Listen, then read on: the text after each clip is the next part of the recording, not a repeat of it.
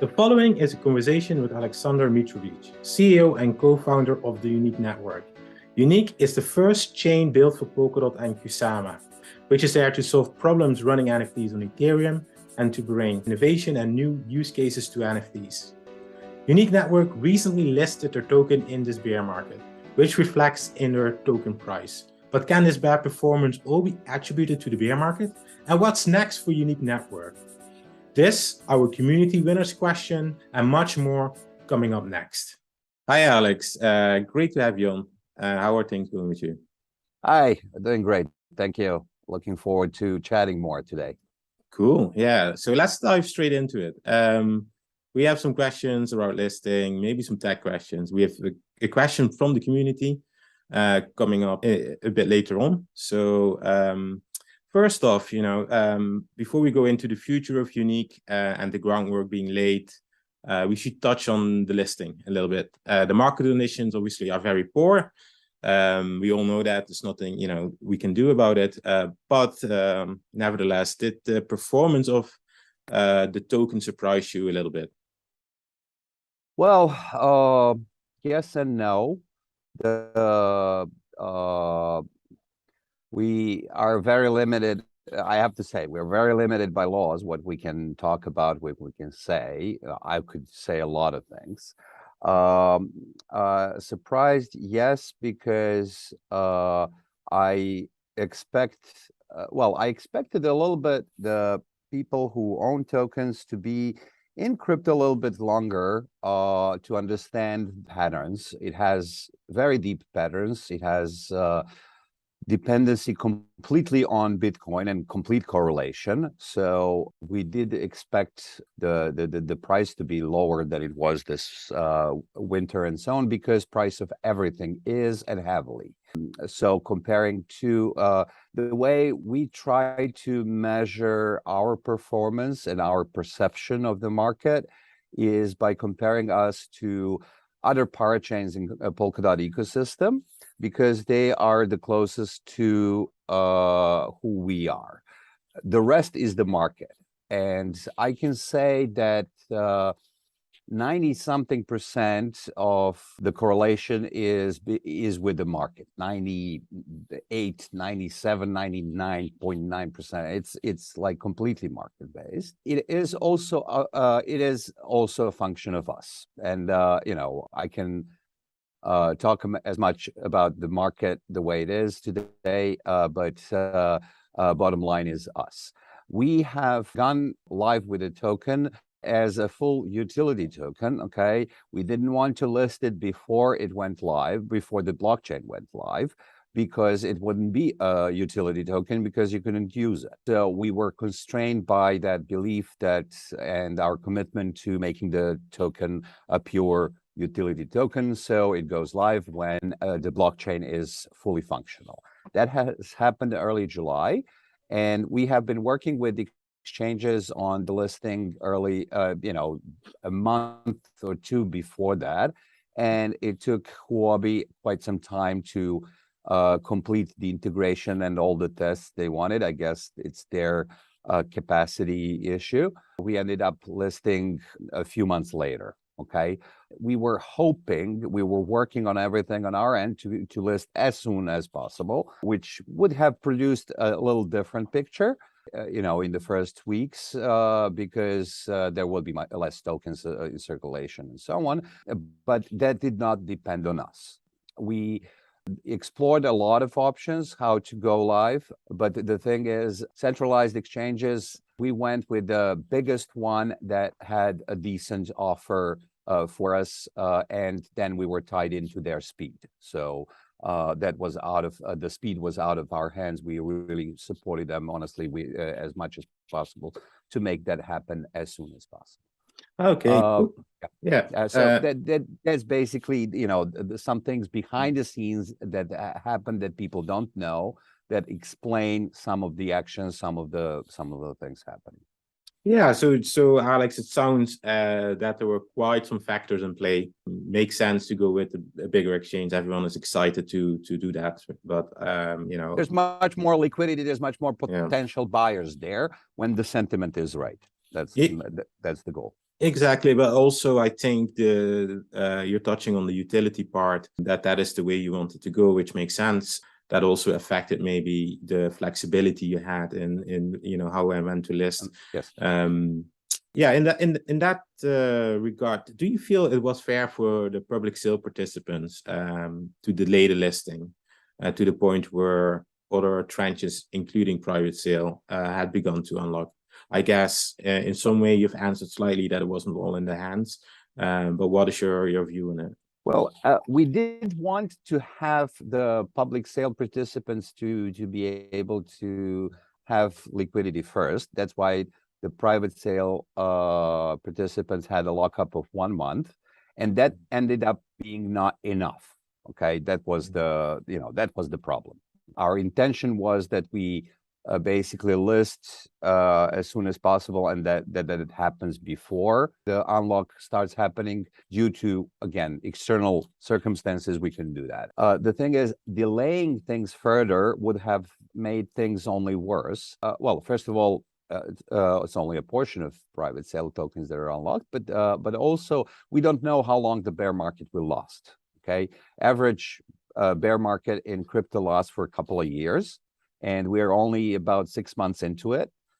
So our estimate was that, our estimate still is that we are still to see about a year of pain, maybe even longer, maybe a year and a half. Mainstream economy is only heading into the storm. So how long it will last is anybody's guess. And because of that, I think that this bear market might last a little longer even.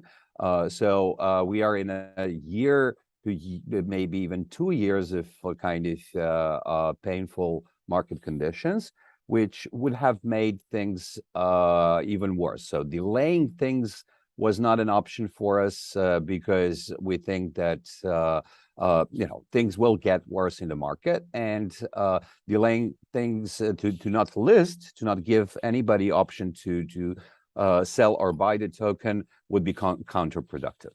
When it comes to the token, are there any plans to build additional utility through, for instance, access to early investments in either ecosystem projects or NFT drops on Unique? Absolutely. That's the main focus, and that's what we build the chain for. Okay. We built a number of tools where anybody can do a drop on Unique today. It's actually very simple. We have a minter, a tool that we developed over the course of a year. Anybody can use it. You can use it. Anybody from the street can actually use it to make collection and NFTs, and then to build up the marketplace to sell those things is also very easy, quick, and cheap. So basically, the mainstream utility of NFTs is there from day one, and it is actually much easier than doing it on any EVM chain, because there's a lot of tools that enable people to work. Well, again, anybody with who can use internet can mint the collection. So any of our token holders can do that, and they need just a little bit of help from us and maybe a web developer to create a marketplace for it. So it's actually much easier than in EVM chains, where you have to have a Solidity developers, where you have to have marketplace to build it, and so on. So the main utility is there, and as we went live and are starting to roll out things, we are starting to have ecosystem builders go live. We had a few already, and we have a very exciting pipeline. We are very concentrated on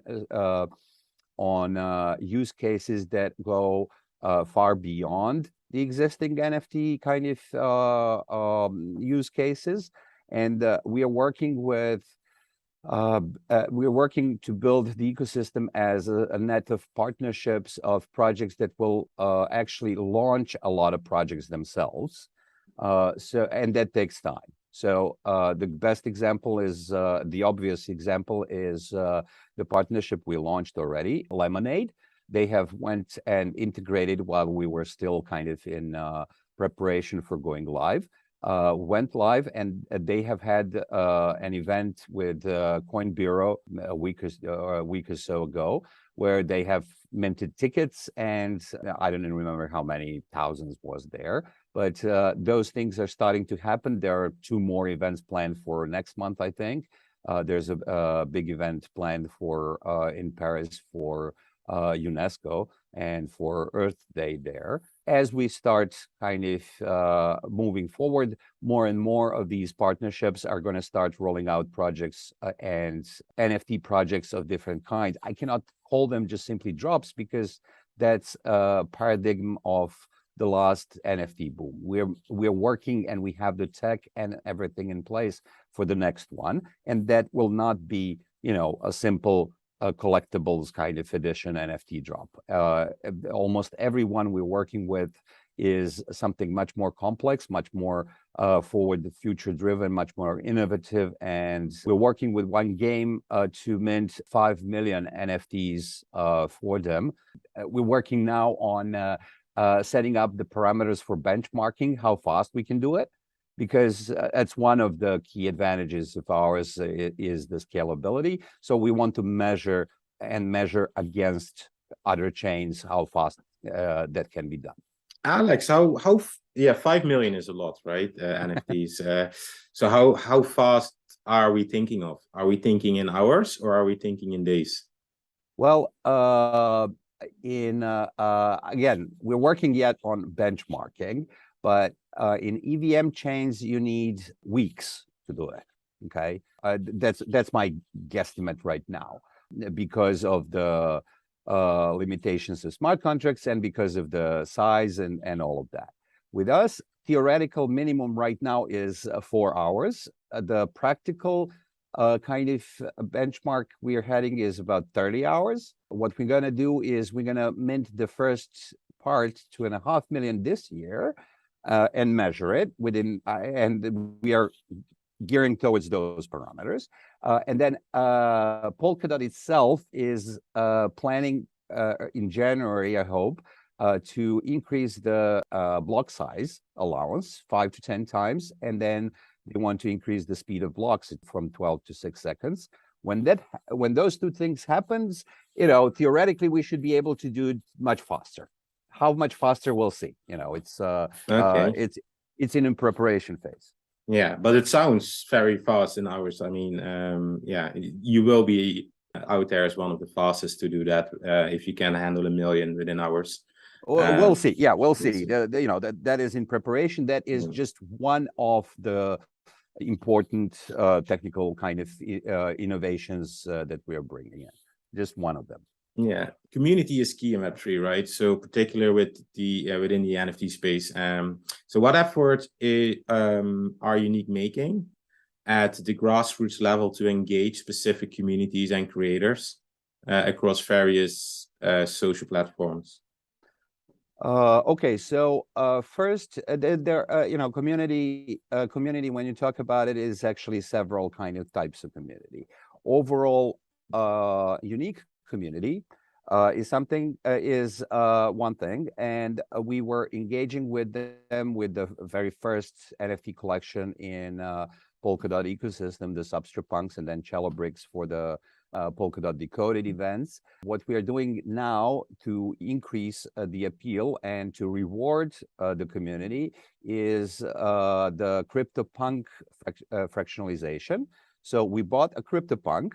We are bridging it over to our chain, to Quartz actually. We are fractionalizing it into tens of thousands of pieces, and we're giving them away. Everybody who will be among the first kind of community members on a live our chain will have it has an opportunity that's happening now. Actually, the registrations on it are supposed to close sometime soon. We'll get a free fraction of a CryptoPunk original 3042 that people can then use as much as they can use the original CryptoPunk. So that it's a kind of a reward for early community members. They can, make a restaurant with that CryptoPunk name and kind of IP stuff and so on, or do whatever they want with them. They can make games, they can make metaverse kind of places with them and so on. It is a demonstration of actually two of our technical capabilities. One is the fractionalization, which also we will record, try to do kind of live to demonstrate how fast it's done and how powerful it is, because it is much better than what you can do in Ethereum on EVM chains. And then second one is nesting, because we're combining it with the Substrate Punk of ours, with a fraction of that, and with a chest that can serve as piggy bank for NFTs that shows nesting capability. That is the second thing. So there's a lot of huge innovations that bring very concrete benefits to the community members. By owning those things, they will, it's historic and it's very valuable. Okay, so each one of those will have the same rights as an owner of $100,000 worth CryptoPunk. Wow. And then for the creators, we're doing multiple things.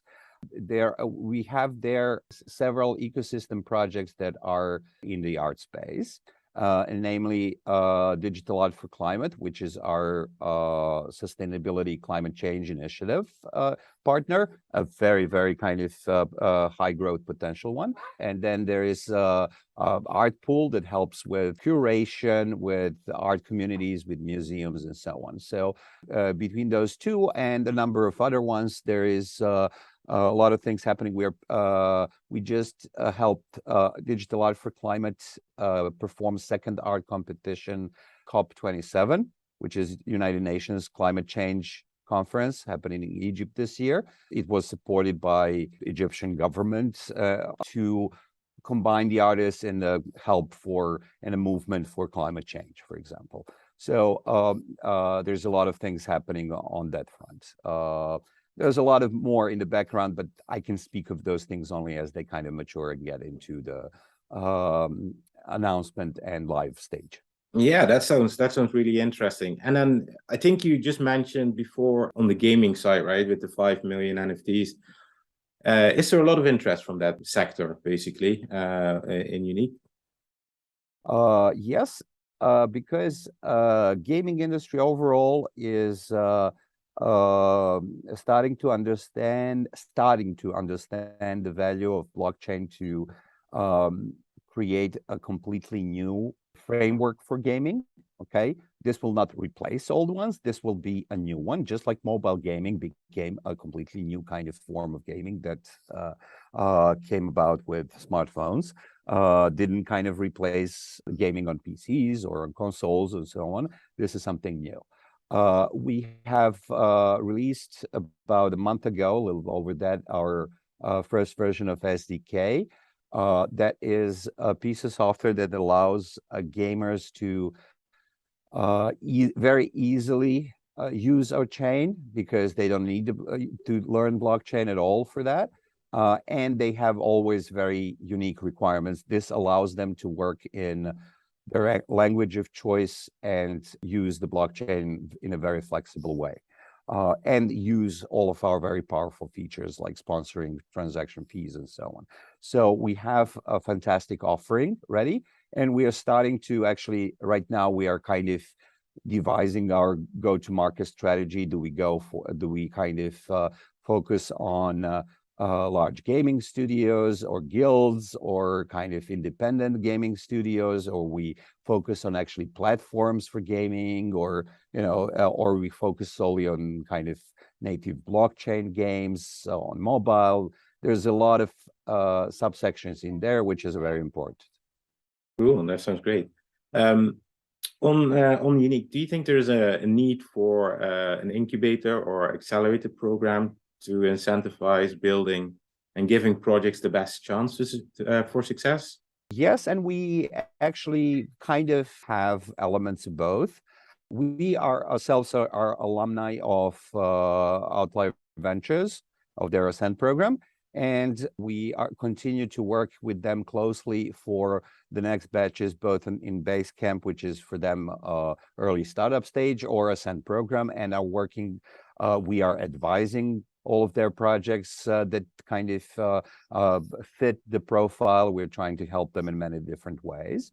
And then there's SI, or Sovereign Nature, that our incubator. They do hackathons and incubation kind of programs every every couple of months. There's one happening in Africa right now. It finishes in early November, and they're planning another one in Nairobi also for, I forgot when was the time. So between those two, those are already a good basis for what we're doing. And there's also framework within Polkadot ecosystem, the builders program that we build upon and kind of add to, which when we help projects in a similar fashion. And then chosen partnerships, we really handhold and support a lot during the initial stages of partnerships. Most of our projects that you hear about are like that. Lemonade, we support them a lot with both technical stuff and bringing on projects to them, and we do that with with most of our kind of key partners. Great. Is it easy to understand how many projects are building on Unique, Alex, or do you have like kind of a number in your head, like, okay, I know at this point there's so many projects built? I have a file here that nice. that we maintain. I can tell you the number if I can find it. Okay, right now I have 25 in that number, and that's and those are kind of not people that are starting to look at it or kind of are these are people that either have built or are in a very, very late stages of building. There's 100 more probably that are kind of in exploratory stage, that are playing by themselves, that are asking us questions, that are exploring whether to go or not, or have decided to do so but haven't done it with us in a public way, and so on. So great. Yeah, previously you said there was like two types of projects building a Unique. NFT startups, single purpose projects, or teams building a solution on top of Unique that others can build on top of them, like Lemonade, right? So can you expand a little bit more? Sure. So the main difference is the level of support we give to them. Okay, startups, single project, single kind of application projects are usually fairly quick and easy to build and deploy, and they are interaction with us is limited and needs to stay that way. We need to make sure that they have the capabilities they need, both technical, financial, and business side of things. But if they have that, or if we a little bit help them with those, they're very quick to kind of put it together. So a good example of that is the Forever Has Fallen game. They're working on that 5 million thing, but they have a plan where basically we help them devise how to integrate, how to build on top. We build them, we bring them a partner that does that, if that does implementation, because they don't have internal capability to do that, and that takes a couple of months, and they're done. Okay, and then they go about their business. Their interaction with us is, again, very limited. And then there's projects that actually are platforms that are designed to further kind of have projects or drops or kind of events all the time.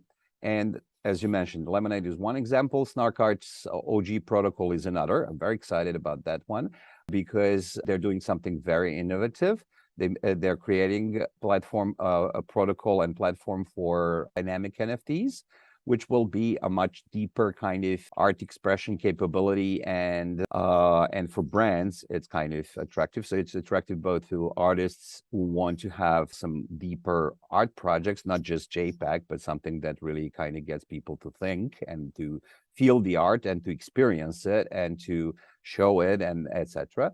So it's a much better interaction format than much more valuable for the collectors and for art lovers than JPEGs are. But also brands, working for a football star on collection of NFTs that changes as they score goals or as they kind of accomplish things is something much more exciting than again the static ones. Or for a fashion brand, things that sneakers that age and change with age, and things like that. Okay.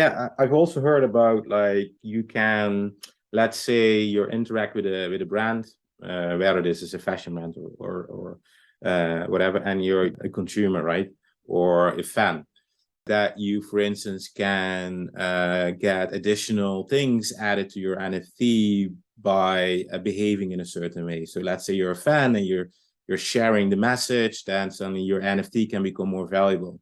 And I found it interesting because, dynamic NFTs, it's really about how you can add value apart from, like you said, like you have your JPEG, you know the value, and it's only about what the other person is going to pay for it. With dynamic NFTs, it's actually, there's another layer where it's basically, it's not just, so basically if you would hand it over to someone else and that person does different activities with an NFT, it could actually become more valuable just because of what that person is doing, right? So I think that's really cool. When it comes to that, like, for instance, brands, other networks like that are focused on NFTs, like Flow, for instance, they had a strategy of onboarding a lot of big Web2 brands like NBA and UFC.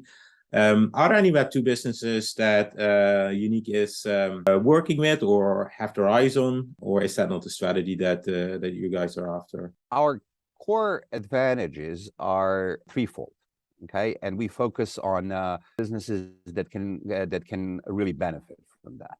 The first benefit we bring is energy efficiency and therefore sustainability. The sustainability movement, climate change, kind of protection, and so on is a very, very big part of agenda for many of our audiences. It is for artists, it is for brands, but it is also for corporations as well. We're working now on a solution with another parachain where people can transform their carbon credits. Instead of burning them, which they're supposed to do, they can translate them into an NFT, and it stays as a record of their offset. And as such, they can actually report on that. It can have enterprise applications, and it will have enterprise applications because companies have to report they choose to report on their carbon change offsets and so on. And these NFTs actually make them not only cool way to show it, but also a very useful way to show it because they can take off parameters. Okay, I'm getting deep into things now, but that was the conversation I had just yesterday. Because if you do it on a fungible token, all you have is a record of burning, and that doesn't have parameters that are necessary for reporting. And in NFTs, you can, with us, you can actually store all the data you want, and it becomes a reporting tool as well. So in sustainability picture, that's a very, very big thing we're bringing to the blockchain space because our chain is so much more energy efficient than anything else out there that it becomes a contributor and actionable thing in itself. Second thing is the technical capabilities that we bring on board. And there are 5 or 6 of really kind of deep ones: the native minting and management of NFTs, the sponsoring palette that allows to engage users that are completely non-crypto people because it abstracts out the blockchain piece. And SDK helps the other side of those things with developers, abstracting the blockchain from them. So appeal to the mass audience is kind of the third value we bring. So sustainability, technical capabilities, and mass adoption readiness is 3 things that we bring on the table. As such, our goal and our target audience is not the NFT adopters of the last wave. They are the NFT adopters of the next wave, and those things are already happening. The brands that have building the program like Starbucks did on Unique is much more powerful and much more capable of doing much more things than you can do it on all the other chains because we design it that way. And we use the technology that allows us to do that way. So our target audience first is, I would say 2. One is the projects that really are part of the sustainability climate change movement, because we provide both the technical capability and we are the most sustainable blockchain for NFTs. And secondly, because we are doing a lot of things in that direction, have a great network and so on. And then the second group is mostly platforms like Snarkart, Lemonade, that are capable of really taking advantage of our technical capabilities to bring to the world a series of projects that use it for the end user benefit. We are B2B. I have to underline that. Our target market is not a single project. We are not doing B2C things. We are engaging always partners that help others do B2C things. So that's the kind of definition we have in our hand. Yeah, Alex. So is that also a reason for you guys to attend a lot of events, because you have like this big B2B focus opportunities you usually will find on I think events, right? The thing is, blockchain events, you have to go to a lot of them anyway. You know, B2B or B2C. That I don't see that as we do it a little differently, but the difference is not that big. We're not spending hundreds of thousands of dollars on kind of making flashy stands on single events, but you know, we combine with other parachains and with Polkadot to have presence in major events. Yes, that kind of is a great way to do it, because we can do a lot more of them with kind of much less money, but you have to be there. You know, it's where things happen. Pandemic is over, thanks God. In most of the world, we consider it over. We ignore it. We start ignoring it. So it's time for some good face to face and so on. Everybody appreciates that whenever you go to big events or small, the you know, the importance of that and face to face things is extremely high.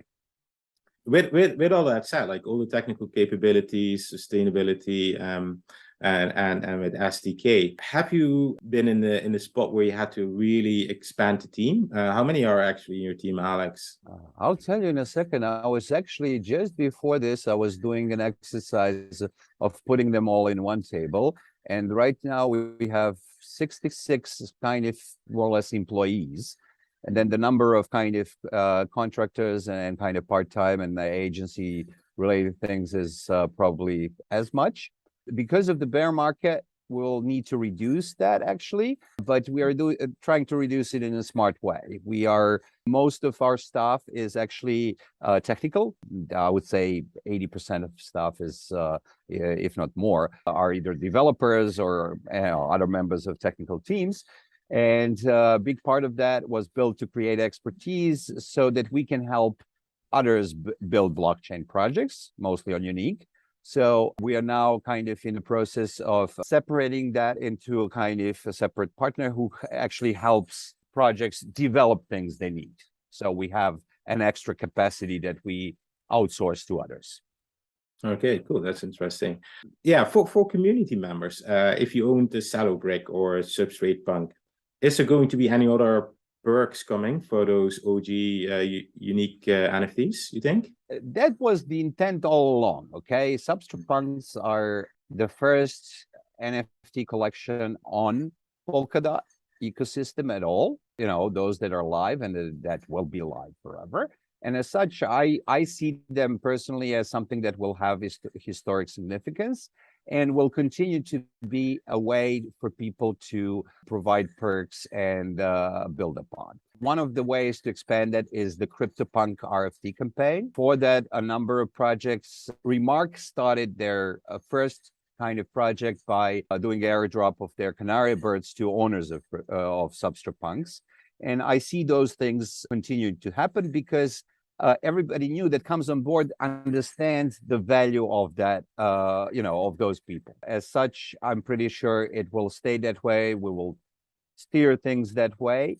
We want to have more of use cases. For example, we have an idea of developing a gaming kind of metaverse or kind of group of games around Chelobricks, which are great for that. They're kind of Lego art things and you can use them for that. We actually commissioned one company to do that, but they're from Ukraine and they have, you know, I don't know if they're going to deliver that or not, to be honest with you. But it was more of, you know, support in these hard times than than anything else. We'll see. They will come up with something. When and what, we'll see. I see Chelobrick as becoming kind of a gravity for gaming things, and Substrate Punks as an entry ticket to OGs in Unique and Polkadot NFT ecosystem. What that will bring, I don't know. We'll try to work on many things. We are now very busy with, we were very busy with listing, with going live, with listing. Now we are kind of in setting up the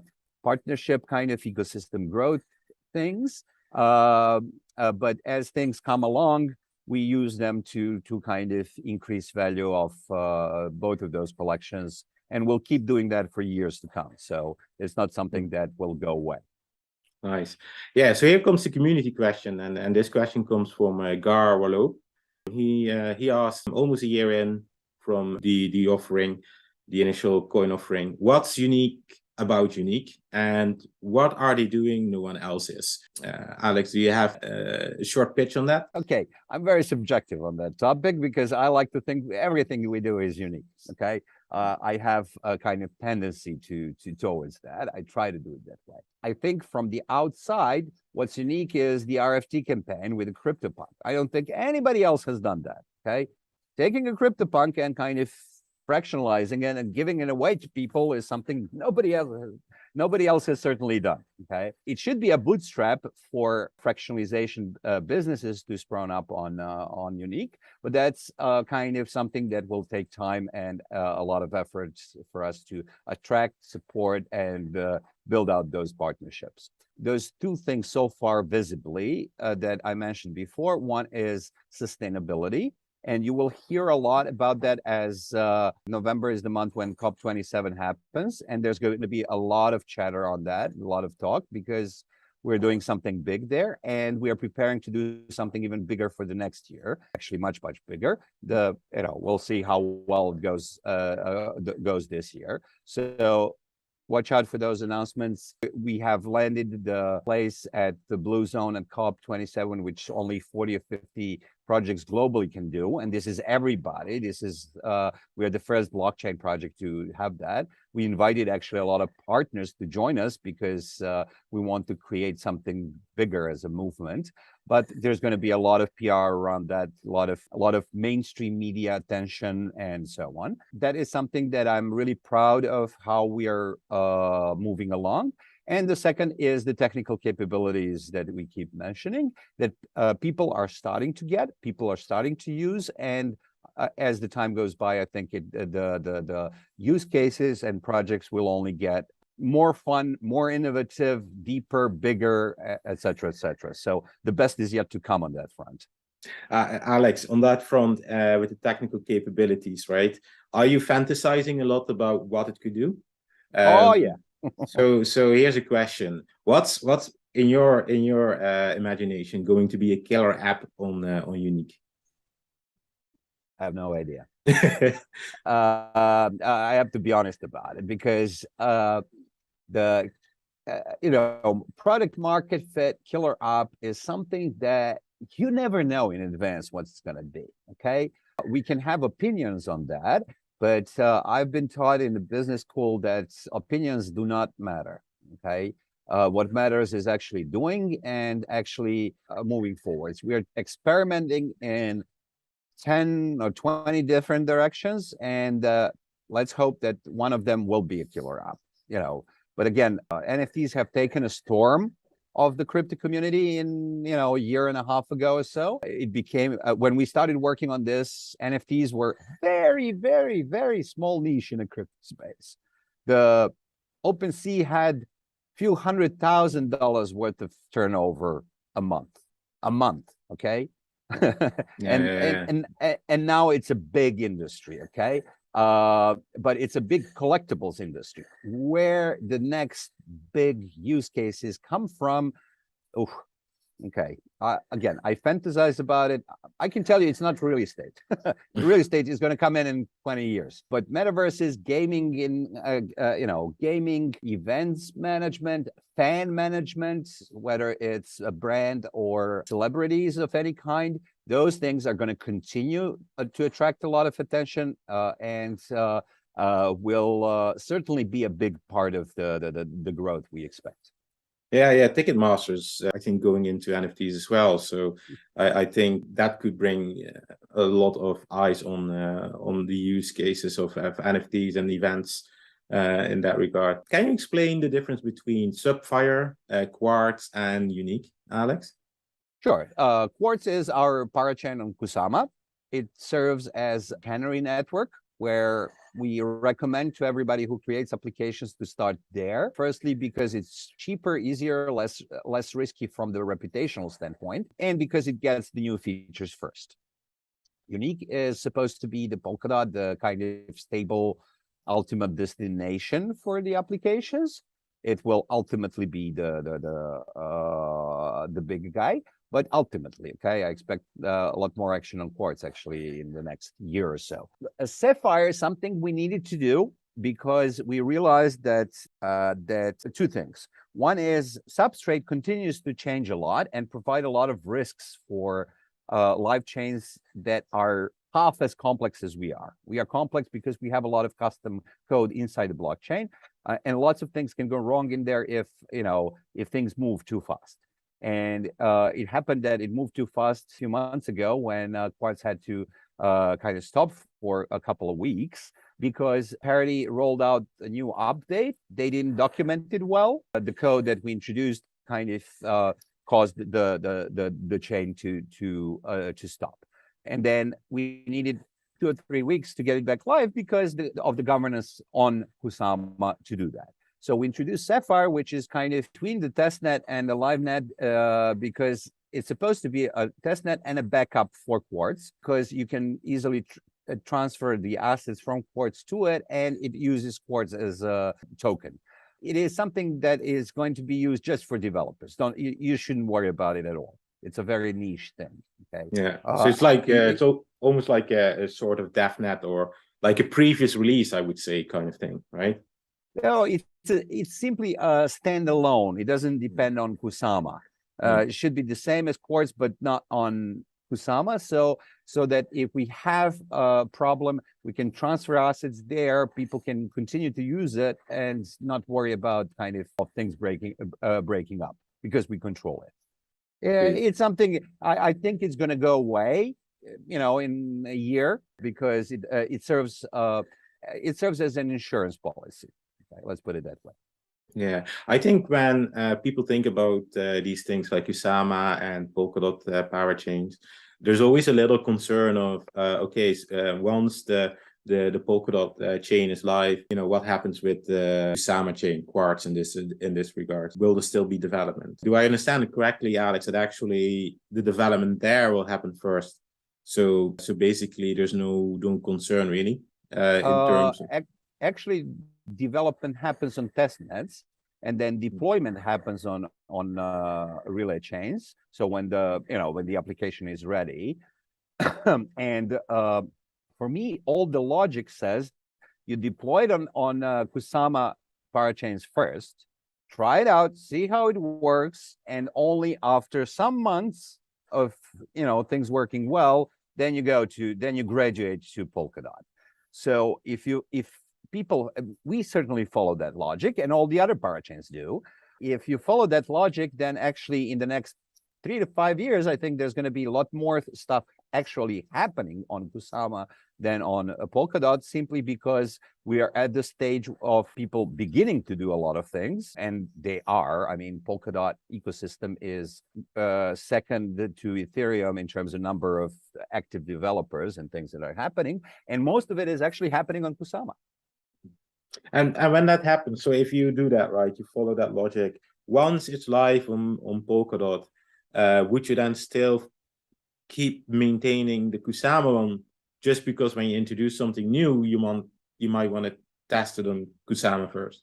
A lot of people will. Okay. Some won't. Okay, some don't want that complexity, and justifiably so. But I would say half would want to keep doing that because software projects are never static. You don't complete the thing. It's always live. So you keep coming up with new stuff, and for new stuff, it's good to have a canary network. So I would say that half of the activity will continue to live on Kusama beyond kind of deployment Polkadot. Last question, really, Alex. When can we expect a Ledger integration? Good question. We have been working on it since this summer. It's not us, actually. Parity has a deal with the company that does that for everybody. And there was a need for us to do one change, one important change in the way the chain works. That has been deployed, I think, last week on our testnets and is deployed, I think, next week on Quartz and then in a few weeks on Unique. And that opens the door for them to finish the integration and the app. So I would say probably should happen by the end of the year for at least for Quartz, if not for Unique as well. But Unique will follow 4 weeks later. That's the kind of general rule. Great. Is there anything, Alex, that you think we should be looking forward to in the near time? Or is there anything you like to get across to the community to finish? Oh, yeah. So our main excitement now comes from the projects launching. And all of them have, a number of them have a lot of interesting things coming. So next month is all going to be about COP27. Watch about those things in digital art for climate. There's going to be a lot of interesting things happening, a lot of interesting announcements. Already start kind of counting on Lemonade to produce one event a month, which again, as I said, they have a couple, so follow what they're doing. There's a few more that are kind of very close to completion, I would say. One certainly, within a month, and then the second one between a month or two. So we're going to start kind of launching. We are launching, but our partners are launching. Okay, and you will see the action of Unique in those things. Follow the CryptoPunk campaign. That can, that's something that in this bear market, getting free stuff is beautiful.